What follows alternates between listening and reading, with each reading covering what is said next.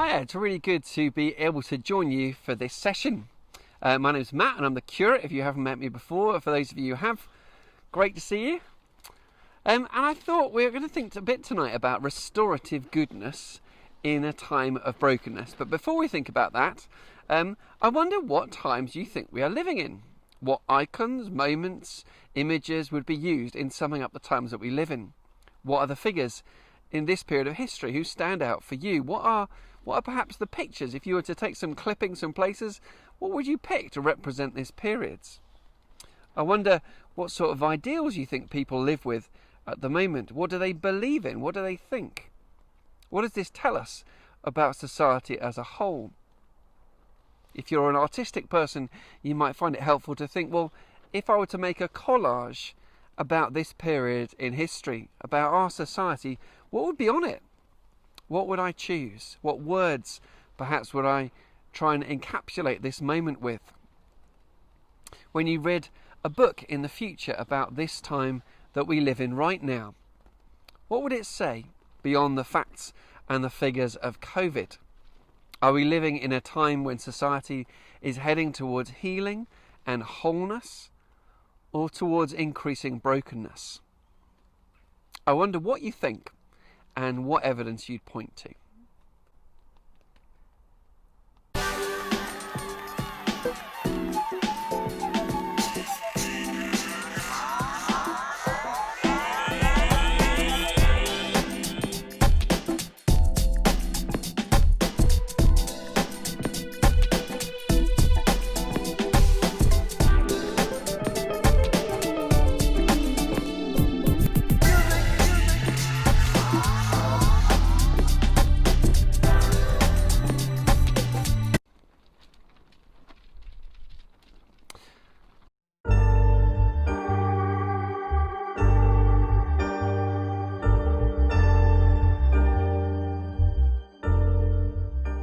Today then, we are thinking particularly about restorative goodness in a time of brokenness.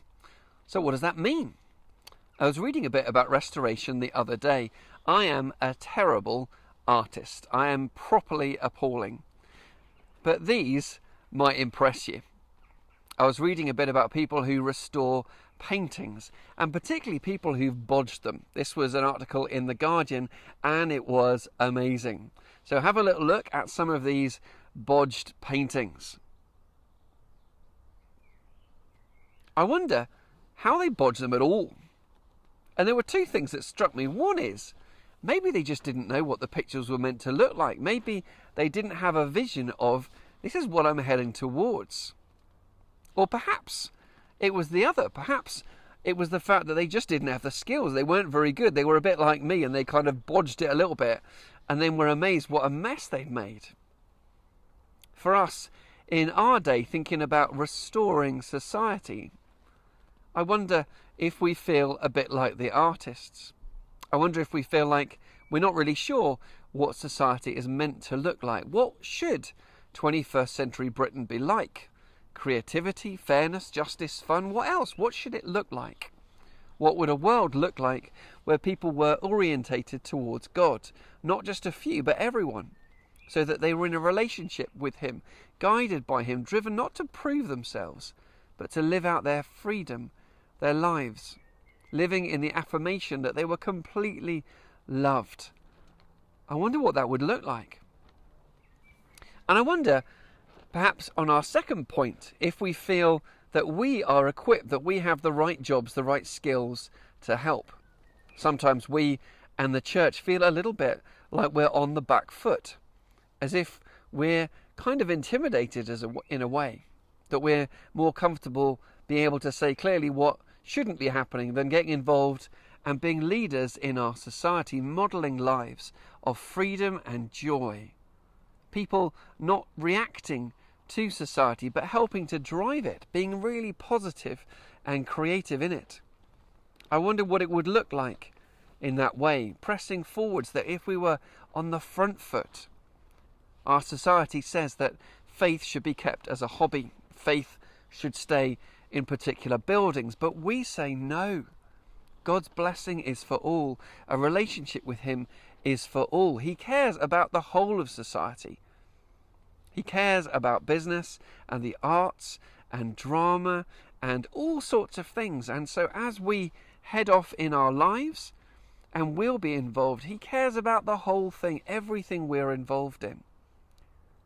To say that faith needs to stay in a particular part of society is like saying that we found a way of somehow being able to see, to take the blindfold off, but we shouldn't help anyone else to do the same. So I wonder, in your lives, do you feel like you're living on the back foot? Or do you feel like you're on the front foot? Are you feeling intimidated by the way that the world is, or are you feeling equipped to see it change? Have you got a vision for what God would say this world should be like? And are you asking him to equip you to be that creative, amazing minority that starts to see the world change and be transformed?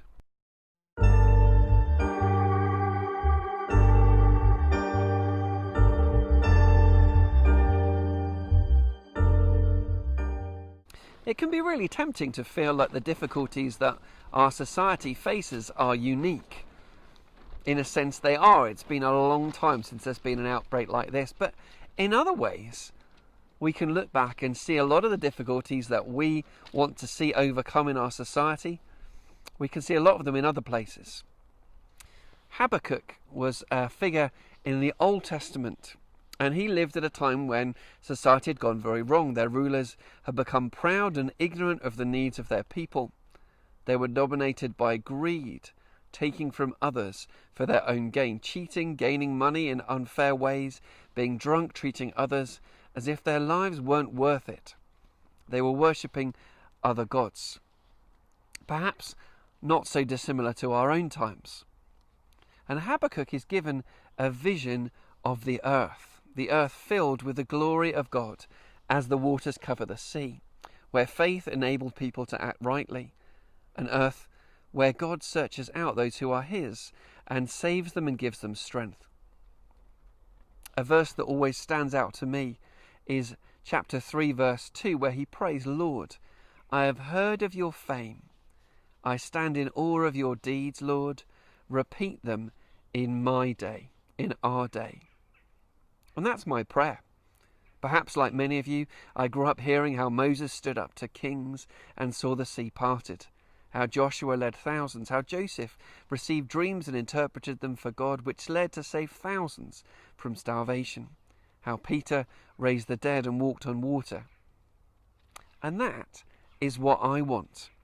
Not stories that feel distant from me, but Lord, in my day, repeat these things. I want to see the world change. Many of us have heard how we should be in the world, but not of it. In other words, we're not meant to separate ourselves off. But at the same time, we are to remember that we are citizens of a different place, that we are citizens of heaven. We're part of God's people, people called to mirror not our culture, but to transform it. But the question that I've been really wrestling with isn't are we in the world or not of it? But it's the question of, does the world know that we are for them? Do they know that we are on their side? Do we know that we want to see their lives flourish? Do they know that we want to see restoration of this world, of people's lives? Do they know that we want the very best for them? It's not a job that rests on our shoulders, thank goodness. It's the mission that God himself is involved with and calls us to join in with. So I wonder what in your life he wants to restore and to remake so that you will shine brightly. Who were you made to be? How were you made to be this transforming influence in our society? Not to live on the back foot, but to live on the front foot. To be moving forwards, to wanting to see God change things, because he desires that everyone would know him. He desires his kingdom to come on earth as it is in heaven.